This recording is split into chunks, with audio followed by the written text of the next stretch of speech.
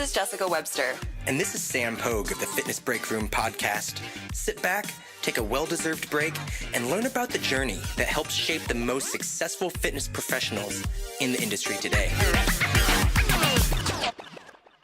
What's up, everybody? Welcome to the Fitness Break Room podcast. I'm your host, Sam Pogue, sitting down here in Austin, Texas with the Director of Olympic Performance, Coach Donnie Maib. How you doing? Thanks Sam, for being here. Yeah, man. My pleasure to be here. Thanks for having me on the show. Yeah. I appreciate it, Sam. Absolutely. Great to be here. We're really excited to have Coach here. Obviously, a busy guy. You know, there's no athletes coming out of Texas by any means. So you got nothing going on. It's quiet. Yeah. Quiet. Yeah. When's the last time you had an athlete come through? You know, I don't know. Maybe like 6 this morning, something like that. Similar to you guys, I'm sure. Early rise, late to bed. So, how long have you been at Texas? This is going to be my 20th year. I'm wrapping up my 20th year. So been there, got here when Coach Brown came in. So definitely it's been a journey, but it's been fun. Wow, 20 years. And then where were you at before Texas? So before we moved to Austin, I was in Colorado. That was my first coaching job. That's how I got my career started, was at the University of Colorado at Boulder with Bill McCartney and then Coach Doc Crease. And I started out just as a simple intern, kind of got my break, got my foot in the door, and that's where I started. Okay. Well, let's go back. Let's look back at your journey into fitness. You know, obviously 20 years, it's easy to look at, you being the, Olympic performance coach. Why did you even get into fitness? Because now we're in a day and age where exercise science is a popular major, physical therapy. But at that point in time, not to age you, but it wasn't that big then. Yeah, no, I think, to be really just open about it, I think if you go back to when I was a young boy, I had a pretty troubled family life growing up with my parents just not getting along and kind of torn between my mom and my dad. Growing up in a home that honestly just wasn't very happy. And that kind of sports gave me a purpose and something that would get me up in the mornings, keep me focused. And I actually got into lifting them on. I don't know if you remember the old DP weight sets that were some of the older probably fitness guys and gals would know. It was just a plastic weight set with concrete in it. Oh, wow. And so I had this set in my room and I would I had my big boom box back then. And so that was my escape. I would go up there and play music and I didn't know what I was doing. That's back when, you had Muscle and Fitness magazines, and that was kind of where I'd get a lot of stuff. And then as I got to where I could drive a little motorcycle, I had a small 125 Honda on and off road bike, and I got some freedom. And this one guy at a bodybuilding gym offered to start training me, and I was completely in. So once I went up, there was a little hole in the wall. The guy was a bails bondsman by night or by day, and then in the afternoons he trained clients, and he would train me. And that's when I started learning about supplementation. And so I literally started training with him, getting bigger and stronger, and I got hooked. Once you kind of get that kind of feeling of being pumped and stronger, and it gave me confidence. Okay. And it made me want to become a better athlete. I started doing that. And so that's kind of how I got my kind of hook into the weight room, was just through a guy who wanted to invest in me and spend time. And that got the ball rolling for me early on in my ninth grade year. And what sports did you play back then? I grew up, when I was younger, I played baseball for a little bit, but then I eventually got into football where I stayed. And I did a little bit of track and field. I threw shot and discus in high school. But primarily I was a football player growing up. Okay. And you're from where originally? Grew up in Tennessee, wow. right outside of Nashville. It's called Gallatin. It's a smaller town there outside of Nashville. But again, just a big sports kind of culture there in that city and town. So I know that we used to always have this saying, the last person to that leaves the house at night to come to the football game, turn the lights off, because it was just a big sports town. Interesting. And so then, flash forward and you went to college where? So again, that the whole kind of training took off, ended up getting stronger, got the edge, definitely helped me on the field a lot, and ended up getting a full scholarship to the University of Georgia in Athens. So played there from 1988, graduated in, I finished football in 92, graduated in 93. So. And you look at, so I'm so intrigued because typically, bodybuilding and sports performance live on these two edges of the threshold in fitness. And so early in, hypertrophy, high volume, probably low rest, which is probably not the way you train your athletes these days.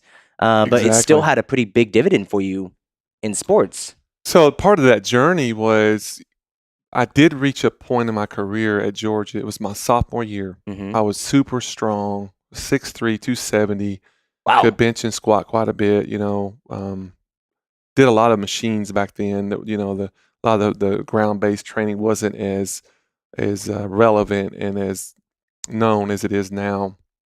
And so there was this little sled we had to hit, little wooden sled they'd made for the defense. I played defensive line, and I was benching over 5, squatting probably right at 7 or close to it.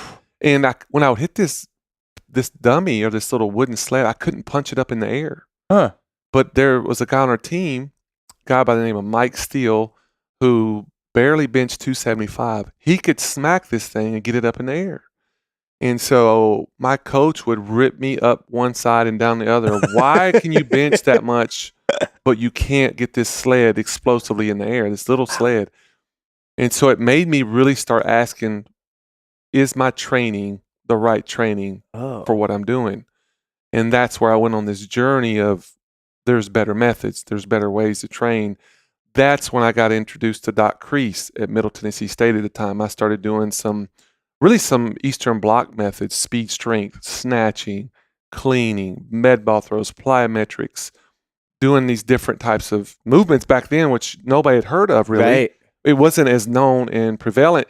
And so I started doing this. So a lot of my big lifts went down, bench went down, squat went down, but my body fat dropped to under 10%. Actually, my body weight dropped a little bit. But guess what? After I trained for a full off season like that little sled wasn't a problem anymore. I could smack it around. Wow. Because I had become more explosive. It wasn't just raw strength. Yeah. And so you've got to have, I believe every athlete has to have this blend of whatever their sport needs, whether that's endurance, whether that's speed, maybe it's more mobility, maybe it's more quickness and change of direction. So you want to train each athlete a little differently depending on the needs and their body types and genetics. Interesting. That's awesome. What a great journey into that, understanding, because it wasn't that, T-Nation wasn't around then, and there wasn't all these forums of like, well, of course you should be doing this, and NSCA wasn't there. So you really had to, find yourself with the right people. It was a journey for sure. Definitely a journey to figure it out. How are you getting these guys to really it seems like they took you under their wing and like really mentored you early in without, it's not like you had a background of like, my dad was a super networker. No, I think, I think you definitely do this, Sam, just from what I know about you. You have a passion for your profession. It's not a career to you, it's a calling. Yeah. And so I think one of the big things is when you really love what you do and you really want to be the best that you can be, maybe not be the best, but to be the best you can be at whatever you're doing, all of a sudden you start finding these connections and these open doors and these resources to help you get to that next step. And so I think that was a big piece of it. I just had a dream to be on the football field. I'd played at a high level in high school. I was definitely undersized in college, so I had to figure out how was I going to get on that field and play. And so that was kind of what led me to start looking for different avenues and different connections that helped me become better. So I think that people are attracted to that, Mm-hmm. It amazes me that you were undersized at that size you were. I'm like, oh my gosh, that's huge. But for that position or whatever was the fad at that time. Yeah, I mean, it wasn't like abnormal to go against every night in the SEC some guy that's across from you 315, 320, and I'm playing at 265.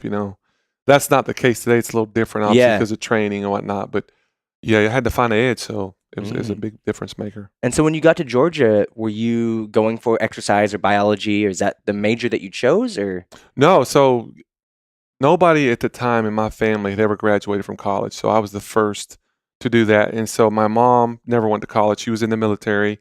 My dad played for a couple years but never finished. He hurt his back real bad.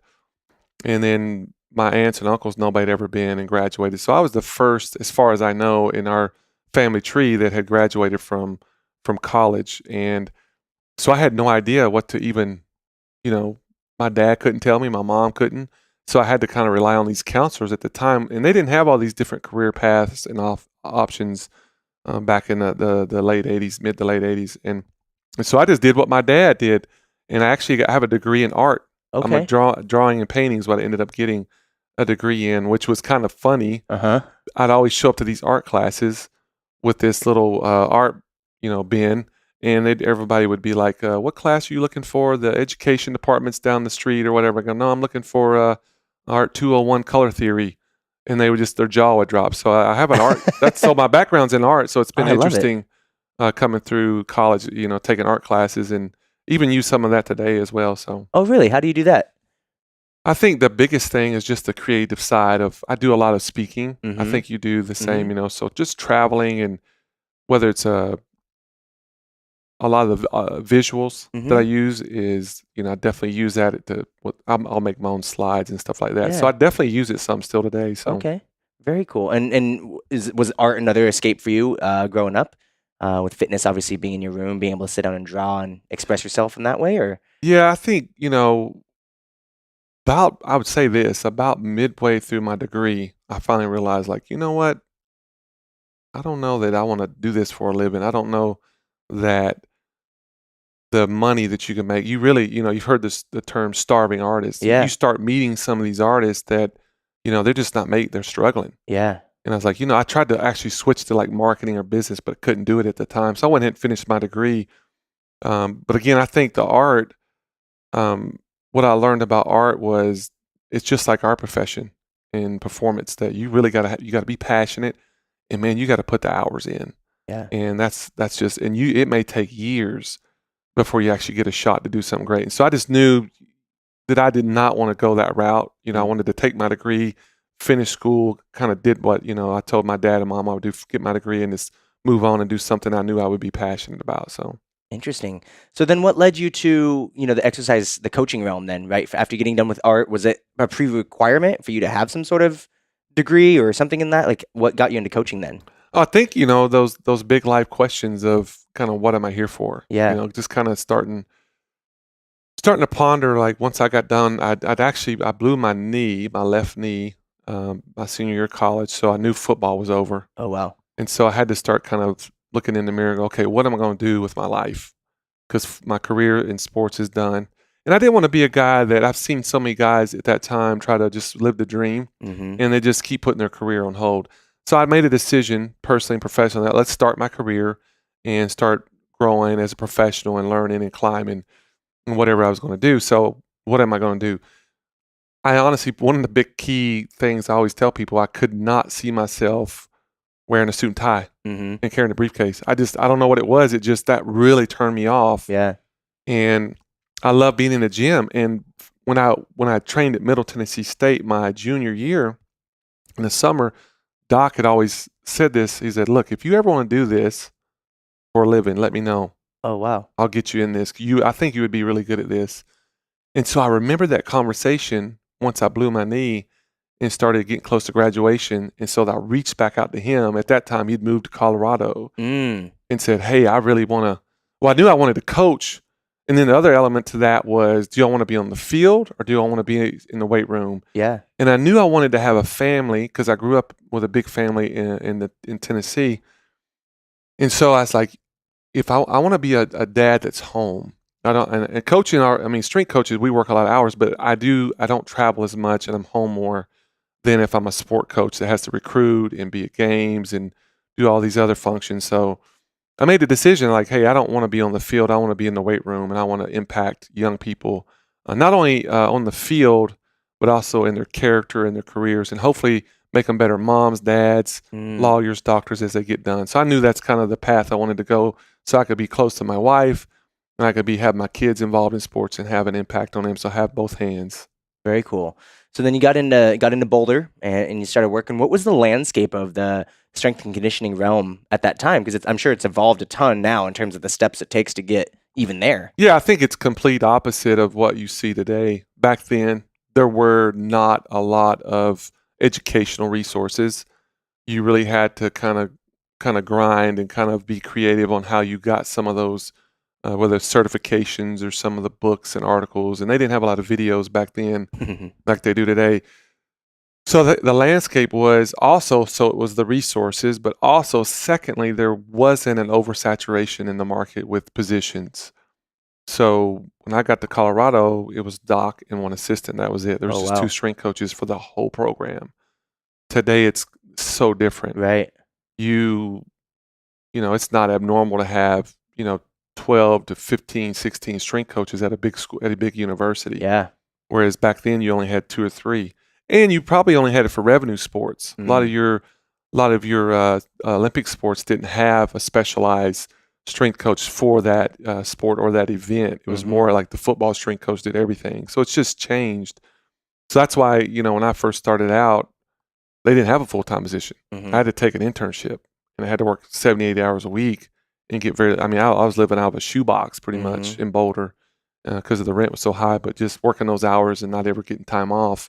And that finally turned into it paid off for me, but it just took a lot of tenacity and grit and perseverance. So it's funny, that's, if you guys watch the other shows, it's a pretty common theme for a lot of people to get in is some sort of like unpaid internship or mentorship and just putting yourself out there to inevitably, hopefully find a new opportunity. Yeah. But it took that level of commitment on the front end, because even then, like you said, it wasn't oversaturated with people, but you still had to put in your dues to make sure that you got an opportunity. Yeah, it's today harder. Just to add to your question, we've had applications for positions at Texas, and you'll have 150 people apply, and there's so many of them that have just very equal qualifications. Yeah. And so you've got to have something that'll set you apart today, because it's so oversaturated, it's so competitive. What's going to be that little thing that kind of makes you stand out? That's the question you got to really ask yourself. Yeah, show up to their door and just don't leave, and whatever it takes. We interviewed Shimon Nishikawa, who's the sports scientist for the Knicks,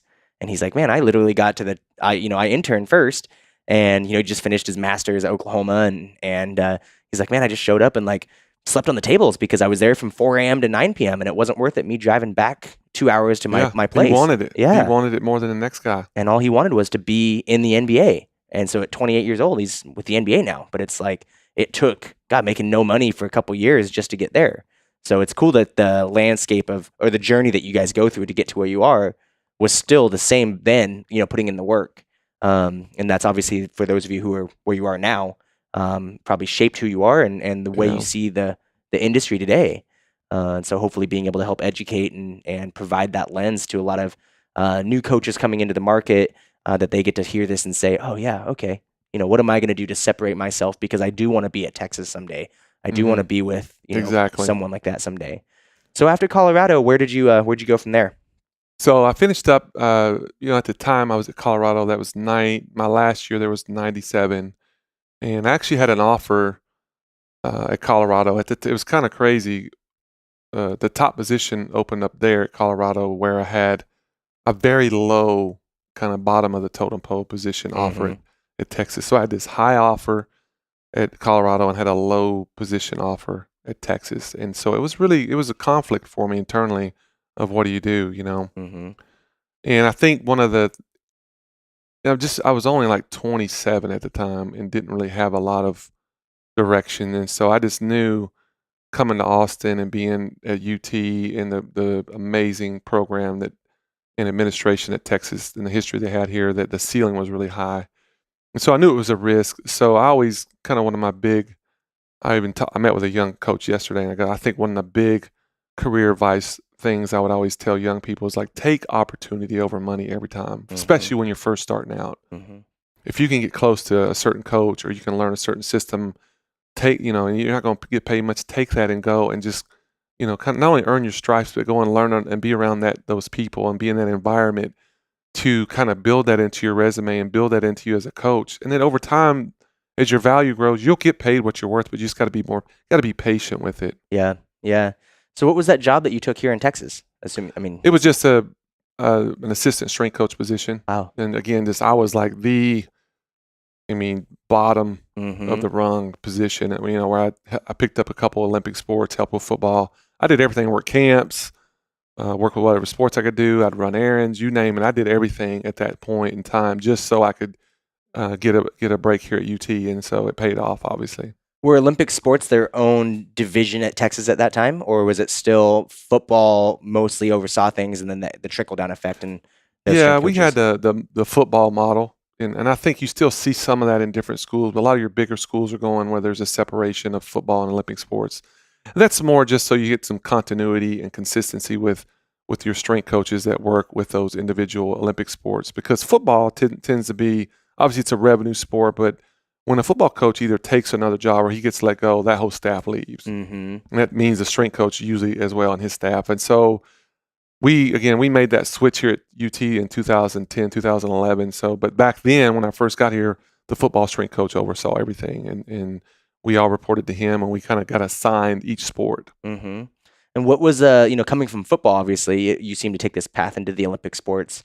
What was that draw? Like, what was it about the Olympic sports that really fed you to stay there instead of moving more towards a football side of things? I think a couple things. Number one, I probably have learned more working with Olympic sports than I have football. Really? And that's not a knock on football. Just football is such a well-known sport, but the way you got to train those guys is so unique in its own right.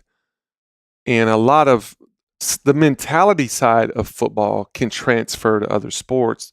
The training styles and the devices and philosophies and programs don't always transfer well to other sports. And so I started working with Olympic sports again back at Colorado and started learning that, hey, there's so many different ways to train different athletes, and every athlete has different needs. And you'll get a lot of your Olympic sport athletes that haven't trained at all, whereas really? a lot of your football guys have been usually trained in some sort of a powerlifting system or something before you even get to them. So in many ways, it can be bad. It can be a detriment to those football guys because they could be trained right. They may be trained bad. Whereas you get a younger, an Olympic sport athlete that hasn't been trained, they're very shapeable and moldable into developing some good patterns and good habits. And you're not worried about the load as much as you are as like, man, they're already good at their sport. Right. Let's just not mess it up, right? And so you may not need to do a lot with an Olympic sport athlete, whereas a football guy, if he's, 250, he might need to put on 30, 40 pounds in his career. And that, and if that kid doesn't have that drive, that's going to be a pretty hard thing to do. Or again, whereas you're an Olympic sport athlete, you're going to learn every head coach in every sport has a different culture typically.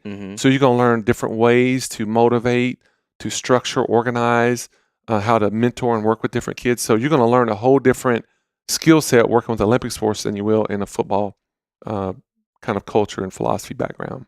And for the people who may not necessarily have understood, what do you mean the mindset of how you would train a football player versus like a javelin thrower or a sprinter? Yeah, I think football, you playing that sport and working with those guys, it's so physical, and it's a beatdown. And I think that not that other sports aren't physical, but there's something about when you run into somebody and you're 300 pounds and you're running into somebody full speed. Yeah, you better. You got to be a little cuckoo in your head to do that again and again and get back up and you get knocked down and get back up. So I think there's a mindset, a little bit of a warrior mindset that you got to have and be, like I said, be a little crazy to step on that football field today.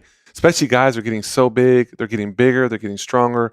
Obviously, the concussion piece has become a big thing in the forefront of football today and other sports as well.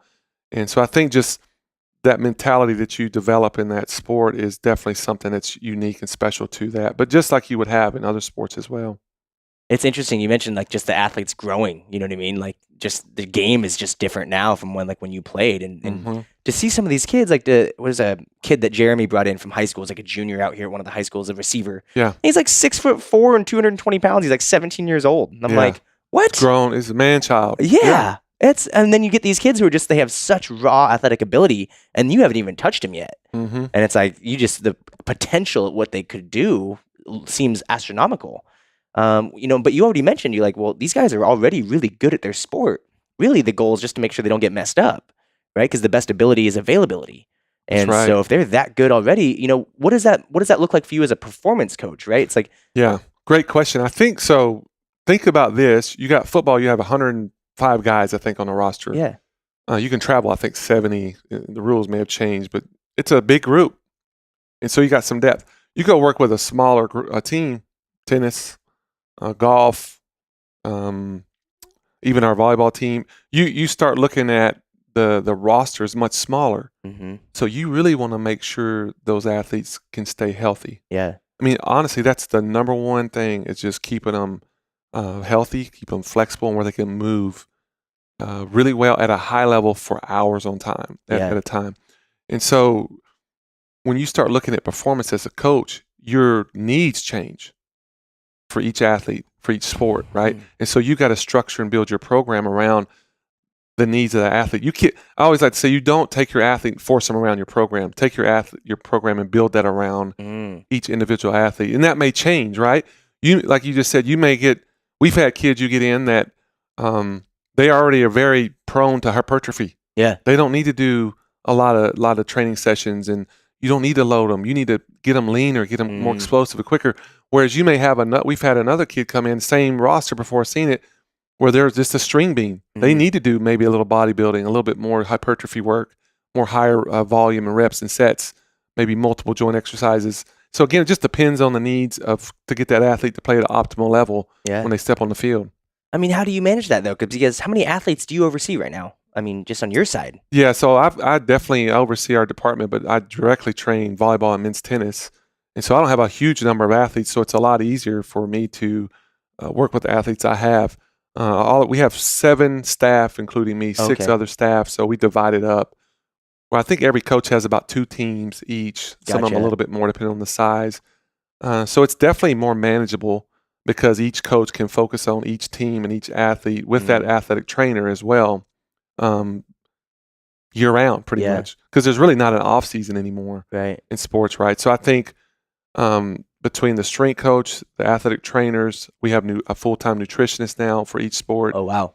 And now we have and then we have a brand new sports science department. So you've got all these different services that coming around each team and athlete, and so it becomes not so much what can you do individually, but how well can you work within a group or a unit of collaboration of team members to make each team and sport the best they can be. So who in that scenario, who really champions the I guess the community or the culture of those athletes? Like, I mean, is it you overseeing it and then the nutritionist kind of plugging in from there, or like who really sets the tone? I think from the fundamental levels of any team, the head coach will set the culture and set the tone. He'll dictate kind of what are some of the team rules. He or she will. What are the team rules? What are their core values? What kind of kid are they recruiting? What kind of assistant coaches do they have there that kind of balance out and kind of help build and foster this culture? And then you get past that, the strength coach has to be somebody who I think is not just a philosophical fit, but they got to have the personality that meshes well with that head coach. And so then from that point, you set up your practices, how many times a week, how long, what are the emphases of that, what are some of the how many times a week are they going to be in the weight room? What about nutrition? Is that a big piece they need to consider for each sport? It just depends on the head coach and kind of how they want to make. Some coaches make certain things a bigger deal than other ones. Some coaches may want their kids to wear a certain look when they come in the weight room. Some coaches like, no, we're good. Wear whatever you want, just as long as you guys are communicating and work as a team. So the culture will work as long as the right team is in place that believes in that culture and can support and be loyal to that head coach and to those kids and work within all those support structures. So it's a lot of pieces involved. Yeah. Well, and like here's the thing, like you've had a 20-year career. Like that I feel like and I don't know this for sure, but that there's usually a lot more transition. Like a lot of coaches are moving their families back and forth across the country at new opportunities, and 20 years is a long time to be at one school. Is that normal for? No, that is definitely, because I was with football for so long, it's not normal. Yeah. And I mean, a lot of my colleagues and friends over the years they lose their jobs and have to move. So I've been very fortunate and very blessed and very thankful that I've been able to put the roots down here in Austin and have the support of our administration and our coaches to do a good job. So I think a big piece of that, just to kind of piggyback that, is you've got to have a great place like Texas that really, that not only do they support you, but they believe in all the different services for their student athletes. They're really at the top of our administration. They're wanting to provide the best 4 and 5 year experience for each one of our student athletes, not just our revenue sports, but even some of our smaller sports that maybe didn't get the love they got years ago. So the landscape's changed. We want to, whether if you're on golf or soccer or rowing, we want those kids to have the same quality experience and service that one of our revenue sports have. We don't want to have a drop off in that. So that's a big piece of why I've been able to be at Texas for so long, to our administration and support there. And I feel like the one thing you probably didn't mention is being able to communicate. I mean, if you're working with, you're working with tennis and volleyball right now, but there have been how many tennis and volleyball coaches since you've been there, right? And then same with football, there's been 2 coaches, right? And then the other sports, you probably haven't just done tennis and volleyball your entire career, track at some point and whatever else. And like you said, being able to, if the head coach sets the tone, you've got to be malleable to be able to insert yourself and how can I play my role inside of that team dynamic and inside the major locker room, because you oversee a department. So you have to be able to be agile enough to understand all of that. Is that fair to say? Yeah, no, and I think that's a good point. You've got to be careful in our profession and field today. I think that there's got to be definitely a level of humility. And you could be really great at what you do, but if you're so arrogant and prideful that you think your way is the only way, you're probably not going to last long. Yeah. And again, I really believe the landscape of our profession is changing, in that there's so many different resources and services and experts that there's a book called A Team of Teams by General McChrystal, I think is his name. And he talks about how the military operates and how these super high level performing teams, it's not always about like who's at the top and who's at the bottom. It's about, hey, depending on the season you're in, your role may be more important than my role. But I've got to be able to be that leader that can kind of take the side seat, and kind of we work together in collaboration during this part of the year. And then during this part of the year, I'm going to take the lead. And we got to have enough humility and check our ego at the door, so that it's about the kid. It's about that head coach and that team being successful. It's not about my agenda, what I think is right. I may have to give up some of my beliefs or maybe some of the things I would like to do in order to gain the trust and rapport and respect of those coaches. Wow. So that those kids can buy in and we can take a step or two forward. So I think that's a big part of being successful today in this career. It takes some humility and being, hey, I'm willing to be a part of this team. Yeah. And you probably still have to do that today, even though you're the director of Olympic performance, right? And still working with the coaches. Like I thought that was so big that you said, like, I'm going to set this theory or my idea about onto the side just to make sure that we can build this relationship up between the two. Because maybe I feel like power cleans are the best thing for any and all athletes, let's just say. And then it's, well, the tennis coach is like, well, I really don't like my guys doing power cleans. So Exactly. That's it. You have to set that aside. Yeah, and I think, going back to keeping them healthy, each year you may have a new recruiting class, and some of those kids, they may never need to do a power clean their whole career. Yeah. But that's okay. Yeah. You may be the best power clean teacher on the planet, but you know what? If you want that kid to be successful, do no harm. Find a different way. Be open-minded to keep them healthy so they can play that sport. That's all they came here to get an education and to play a sport at a high level. And so I've really got to be open-minded and humble enough to be like, what's going to be best for that head coach's team and for that individual athlete. Yeah, especially when you have so many different athletes. I mean, even on a volleyball court, right? You have your outside hitters like a Destiny Hooker, who is maybe one of the most explosive people I've ever seen, just flashing through the team. I was like, oh my gosh. And then to your middle blocker, and it's like she doesn't need to be as explosive because she's 6'10". Yeah, they just need to get over that net. Yeah. And like for you to be like, well, I can't put them on the same program. Like Destiny might need really great power, cleans or Olympic lifts or something, and then the other one doesn't need it, right? Exactly, so, I think that's huge, and I think that's something where a lot of coaches, both industry and collegiate and professional, like, are not willing to give up their ideologies for the sake of the team being better, because they know, like, sure, are power cleans a great exercise? Absolutely. Are they the end all be all that's going to make or break that athlete? Maybe or maybe not. You just said it. They're already great, right? I just got to make sure they stay on the court. Yeah, keep them healthy and do no harm. That's kind of rule number one, is do no harm. Yeah, that's awesome. I think that's hopefully that's a lesson you guys were able to take from that and really, really harness and understand that sometimes checking the ego on the side, even if you are right, but to make sure that you are fit, because believe it or not, even at Texas or any other fitness company, politics still play a game, and you got to play the game. And I would say be confident in what you do, be really good at what you do, but be open-minded. I think, that's the one thing I've loved about, working with you guys, some here at On It, is just, you guys are just so open-minded, and some of the philosophies and methodologies are so different, but it's well needed in our profession. We need some fresh looks at how to train an athlete, not always just load somebody. So it's been refreshing.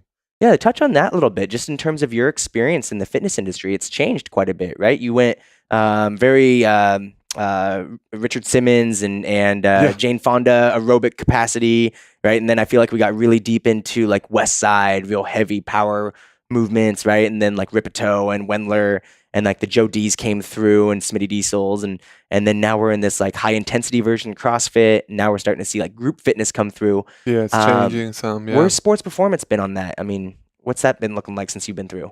Yeah, I think what as you were talking, the one thing that kind of came to mind was um,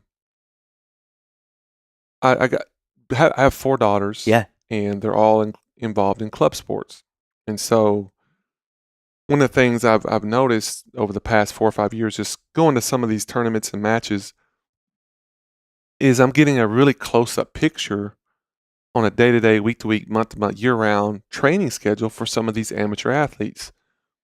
And Sam, it is mind boggling how much these kids are training at a young age. Really?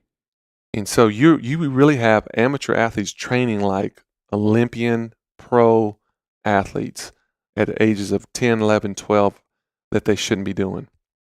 Now, I personally believe that obviously that system is not great. I don't think that's the best way to go, in my personal and professional opinion.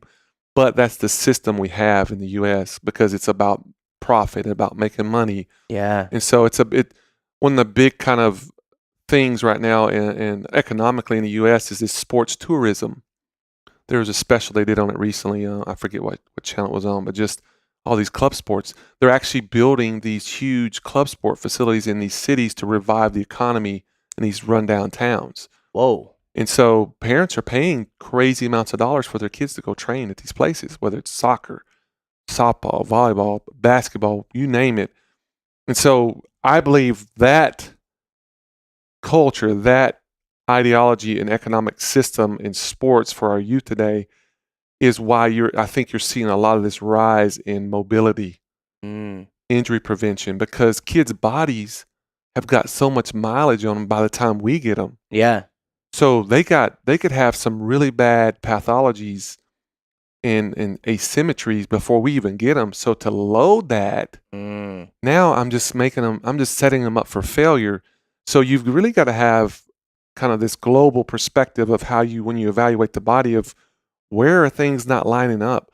Where's tissue pretty beat up already? Yeah. And what does their body need to get them to that next step? You may have to go backwards and clean some things up that don't even involve lifting and training, really, before you actually start moving forward. So I think, to answer your question, I think seeing it come through the ages, you're kind of this whole kind of corrective exercises, mobility, restoration, recovery. We're getting back to just the fundamentals of eating right, getting sleep and hydration, those being some of your best supplements. Yeah. Right. And now with technology, just managing your levels of stress and changing how you train your body depending on how stressed out you are that day, because your window of capacity to train and adapt to that training program may vary depending on what day or season you're in. So I think that's kind of where we're headed, and I think there's some good things there, but we've got to be careful that we don't go off the ledge with some of it. So it seems to be the market's tendency, right? We always go really heavy one way and then reel back the other way, and I don't think we've ever really found the true middle, right? Power cleans and back squats and finding your 3RM are great, and so is breath work and recovery work. And then where do we live where all of that can live harmoniously?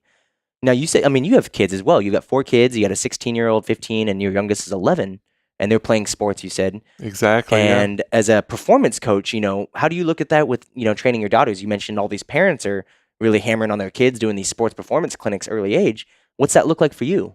Well, I tell parents when I'll talk to them at practices, or they'll figure out what I do for a living and start asking me. And I remember I was talking to this one dad one day, and he's like, "Oh, I got my daughter doing box jumps, and I got her doing this." I'm like I tried to be as gentle as possible. I was like, "Sir, I don't know that your daughter really needs to be doing box jumps right now." But they see it on videos. Yeah. And I said, you know what? I really think she'd get a lot more out just teach her how to body squat with her body weight for high reps, and let her legs get a little stronger. I said, really, she shouldn't be doing any jumping exercises probably until she can handle a certain amount of just impact on her body weight. So I would really recommend do step ups, do body squats, do lunges, work her legs like that, and kind of stay away from those plyos for a little bit. So I think just I think doing as a parent, doing your research, um, not so much online, but within your community of who's good at training kids, Mm, who has that knowledge base, and who's not going to get your kid hurt, and finding somebody that if you got them in club sports, that's okay, but take them and make time for them to go do some strength training, to do some coordination and balance training, and just educate your kid on what to do. I know the past couple 2 or 3 years, I've been sending my kids to a guy I really trust up in mhm. Cedar Park, and it's been a good fit for my family, and I've been pleased with the results. So I think just knowing what you're looking for, just like if you'd go buy a new car, Yeah. you'd research cars before you go buy a car. You go buy a house, you're going to research and look at the market. Do the same for your kids. Just Yeah. don't sign them up for somebody because a friend's doing it and you've heard good things about them. Do your research and homework on it. Right. And so for you as an in-house, like working for Texas, do you get to work with a lot of like off-site facilities or a lot of these performance facilities that aren't, where your athletes are going to go train in the off season? Like, do you get to coordinate with them? No, because we really, being at a big school like Texas, we're so visible. We have a lot of NCAA rules we have Mm-hmm. to adhere to, and we also have a lot of just UT athletics compliance rules. So we want to anything that I do or any kind of whether it's an appearance or speaking or going to work with another entity, I definitely got to do. There's some forms I got to do on that. Make sure that hey, is this not breaking any rules and whatnot before I can do it. So there are some things I can do, Mm-hmm. but we are definitely limited depending on what that ask would be or what that company or person would be we're working with. We got to make sure that that's kind of not getting outside of the boundaries on that. So Gotcha. Gotcha. Yeah, I think across the board communication is just so difficult. I was talking to some coaches for a professional baseball team, and he was like, I don't know why you're here, more or less. And a friend of mine who played for the team put me in touch, and I was like, you know what? I'm just trying to be a relationship that you can have because yeah, your job's on the line if your star player gets hurt, right? All eyes will be on you. Like, why are they getting hurt in the offseason? They tore a hamstring, whatever. And then nobody realizes that that athlete was training with me for 6 months in the off season, and I'm hmm hammering them on sleds, whatever I'm doing, right? But then you're the one whose job is on the line. I get all the PR of like, oh, I trained so and so, yeah. right? And I think that communication to be able to work with coaches, I think is getting better. But obviously, there's a lot of rules that go into that as well, and being able to manage that. Yeah, it just depends on the situation, really. It just Hmm. changes. Yeah. So now, you overseeing a team. What's the journey for? You're at the top of the food chain essentially in Olympic performance over there. What are you looking for when kids are wanting to start working for you or people coming to you? Because I'm sure you Oh, get like asked that question a lot. internships. Yeah. Well, I know we have a really exceptional internship program. Coach Melissa Schmitz oversees that now, and Sandy Abney helps with it as well. Um, Number one, we've kind of like figured this out over time within the collegiate model. Mm-hmm. We really want individuals that want to coach in college. I think for years we had a lot of people coming in that just wanted to learn from kind of what we were doing in the gym, in the weight room, and then take that and build their own business. So we've really had to just structure Wow. and narrow down who is the kind of kid or the kind of intern or candidate we really want to pour our time into and develop. It's a tough profession. Would you Yeah. agree, right? Absolutely. So we want to make sure, collegially, it's tough as well, that we want kids, young interns or coaches that want to do that. We want to make sure that that's kind of their number one objective and goal. Once we got that, the next thing they need to be in school. Mm-hmm. Like you'd mentioned earlier, that again, with a lot of the different, I think, whether it's the injuries they've had in sports over the years or whatnot, the educational requirements is going to change. Mm-hmm. And we really need young coaches that have their not only their undergrad, but their masters, so that that brings us a higher level and degree of credibility for our coaches when they come into that weight room working with the kids. Just like you will with a PT Mm-hmm. or an athletic trainer or a doctor, we need to continue to press and raise the bar of credibility for our we don't need to lower it. Yeah. And so I think making it harder and making it a lot more stringent to get into the profession is kind of what our objective and goal is. I know at Texas. I know it's frustrating for people Mm-hmm. who want to get that break. But again, we're doing that for a purpose and for a reason to make sure that we're weeding out who's really called to be in the collegiate setting. And just because you're not called in the college setting, there's tons of opportunities out there. And so, again, we want to narrow our focus on who we bring in and develop and spend our time with. So that's part of it. I think that's really key in it. Obviously, Texas is great because of the quality, that they really exude and instill across the board. That's why you guys have been a winning program for years, right? And so, and that doesn't happen just overnight.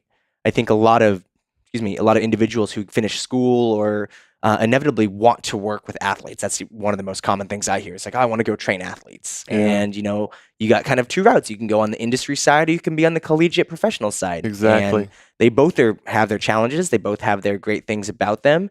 But at the end of the day, it's also being able to get in front of the right person and show that you're willing to help the athlete at hand, right? Yeah, and you're going to get more autonomy, out in the private industry and working with athletes there. You'll get a lot more autonomy and more freedom to do what you do. Whereas in the collegiate setting, there's a lot of stakeholders involved around each team and each individual athlete. So you've got to, again, be able to work within those collective teams and be collaborative and be able to bring your skill set and the niche you're good at and use that at the right time to be successful. So it's two different worlds. It takes, you got to know your game in each one, but you've got to have the right kind of approach mentally to depending on which one you're going to be in. So you just got to be patient.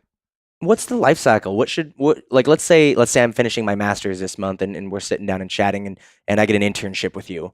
What's the life cycle for me to, from an internship with you to potentially being a head strength coach or a director of sports performance at a university somewhere?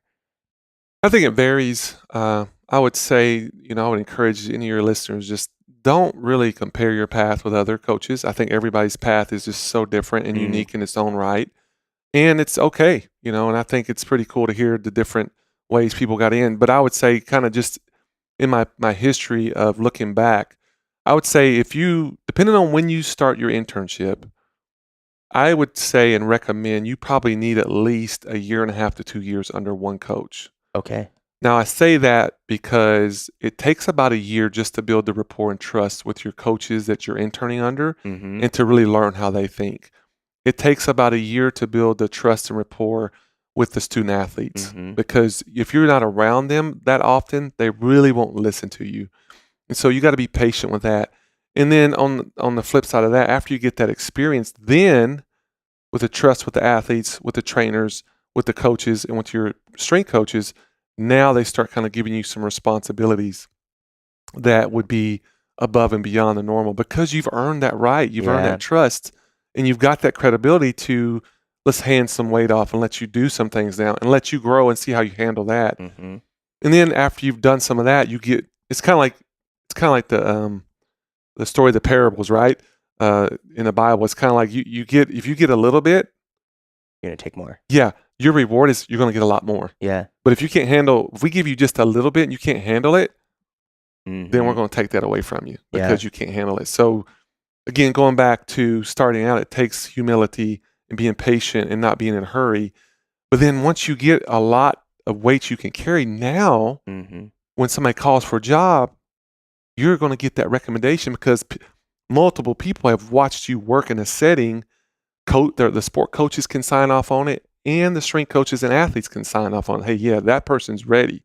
And so I think 1.5 years, probably 2 years, maybe even 2.5 years to kind of be in that one system under those coaches, it will definitely have you ready. I love it. And I love that that's something that you guys look for. It's not just the letters on the resume or what school they went to, but it's a character thing. And then what's going to blend well for you guys. Even at you guys care so much that even at the intern level, you guys really put that kind of care into who's coming on board and touching your athletes. I read in the book Grit by Angela Duckworth. She talks about that in Kids Today, that one of the things they've researched was kids today, young people today that can stick with something for 2 to 3 years, they seem to have more grit and perseverance in life. Whatever they're doing, their career, their family, with their kids, with the hobby or whatever. And not hopping from one, let's jump around and do all these different things. But finding those kids, those young coaches, they stuck somewhere for 2 years or 3 years, and they just were patient and developed themselves and grew and became mature. So now when they get into another position, they hit adversity, they're gonna have that stick-to-itiveness, right? That determination to kind of press through some of those hard times. So yeah, I love it. And I remember being a 21-year-old trainer, you think you know everything in the world coming out of the gate. And I'm like, I remember watching a video of LaMarcus Aldridge squatting, and thankfully Todd and Ben are friends of mine, but he was squatting down to a Swiss ball, and it was like 3/4 of a squat. And I'm like, why is he not squatting ass to grass? Like he'd be a way better basketball player if he did that. And now I'm like, dude's got 7 foot long levers. He doesn't need to do that. You know what I mean? Like, but I don't know those things. And it took time to like learn and see other lenses of perspective as to why maybe someone would be doing that. Yeah, it does. You're so right. We think we know it all, don't we? Like, oh, I can't believe they're doing that. And as you get older and you know, you've been in the field long and you've definitely been in there a while as well, you start realizing like, hey, I really don't know that much, you know. But when you're younger, you don't know that you don't know. Yeah. Which that can be dangerous, right, for all of us. But again, you got to go through that phase before you finally figure out, hey, I don't have all the answers. I need to kind of learn and be quiet and listen more. Well, hopefully more kids will get an opportunity, and kids, adults, men, women, get an opportunity to intern for you and come down to Texas and explore that winning culture, because it's you know, how many coaches are out there now because of you know, proliferating in the market. Yeah, I do. I appreciate you saying that, Sam. I do think as I've gotten older, one of the things I definitely enjoy and is just working with young coaches and being able to, you know, not only work with them, but to understand how they think, see how they motivate, but also just kind of give back, you know.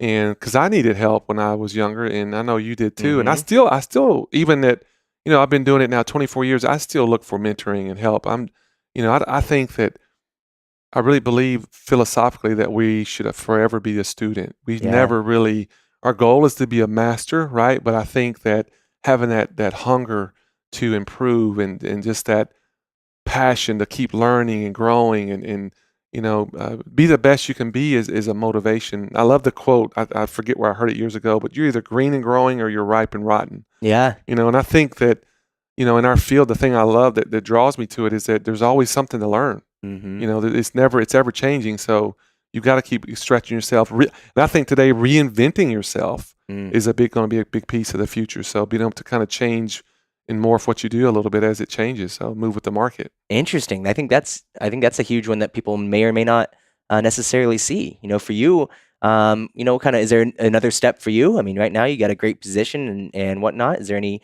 future goals that you have with Texas or anything else? Yeah, I mean, I think that one thing I've done is I've gotten further down the road. I've taken on more administrative duties and whatnot. So I definitely have enjoyed that. That's been something that I didn't know that I would even enjoy doing, but just overseeing and working with a team of people and being that kind of that voice of not only challenge, but encouragement to bring a group of people together that are like-minded, that, you know, they're not position-minded, right, about who has this position or whatever, but just, hey, being a part of an elite group, a high-performing group. I think doing more of that in administration in the future definitely would be something that I could see myself doing in managing and mentoring and developing young coaches and young leaders is definitely something I'm very passionate about. That's awesome. Well, I'll look forward to seeing that start to prosper and maybe getting more and more coaches to be mentored by you. I appreciate you saying that, Sam. So where can people find you, you know, going forward? I think the best is just, I have a website. You can go there. It's DonnieMaib.com, my first and last name, just one that you can go there. I definitely have a website. I'm definitely on Instagram pretty frequently. I definitely love social media. And I have a Twitter account as well. So those are maybe the two main ways that you can probably, if you want to, you know, send me a message or connect or link up some point, definitely reach out to me over those two or just send me a message over my website. I'd love to connect with you. So it'd be great. And we like to finish every show with a little piece of advice that you have for a new fitness professional getting into the market and a golden nugget of advice you can give them today that help make them more successful tomorrow. Yeah, I think what I would do, you know, this is somebody you're saying, right, coming in that just kind of get into the market. I would say that, and I just actually met with a guy yesterday, a young coach. Get out of the office and walk slowly through the crowd. And what I mean by that is, you know, we do so much on our screen today, on our phones. You know, kids today, they call them screenagers. They're not teenagers. And I'm all for speed and technology, but there is a power in going to see somebody face to face, like we're doing, having that interaction. And I remember a true story about, I don't know if I have the details of it right, but Warren Buffett. This one lady I forget her name, she was just dying to meet Warren Buffett and just ask him some questions. Finally, after persevering, she gets this 5-minute meeting. She gets on his calendar. Well, she did some research on him, and she realized, I think it was he loved cherry Coke. Okay. And so she went to this meeting face to face with him, and she brought a cup of ice in, and she set a cherry Coke down. She goes, "I knew you love cherry Coke, so I brought you your favorite drink." Wow. He looked at her and said, "You can have as much as you want, as much time as you need to talk." So I think, again, not being afraid to fail or ask people for their time, and just kind of being persevering and going face to face. And because when you meet with somebody face to face, you can make an impression that you can't make over social media. So I would say that. I think the other thing, two pieces of advice, is be very professional in everything you do, from how you dress. Guys, shave, wear nice clothing, cut your hair, wear good, when you send emails, greetings, body, keep it short and tight. Don't text or email people like you're texting them on Snapchat or something. Make sure your social media accounts are super professional. That's your personal brand. And so today, our handshake is more digital at first, right? And so make sure that digital handshake is very professional. It's very clean, because that's how people perceive you. And sometimes perception may not be right, but perception is reality in our profession. Yeah. And so then when they get to meet you, you match up with the personal brand that you have online. It's so important.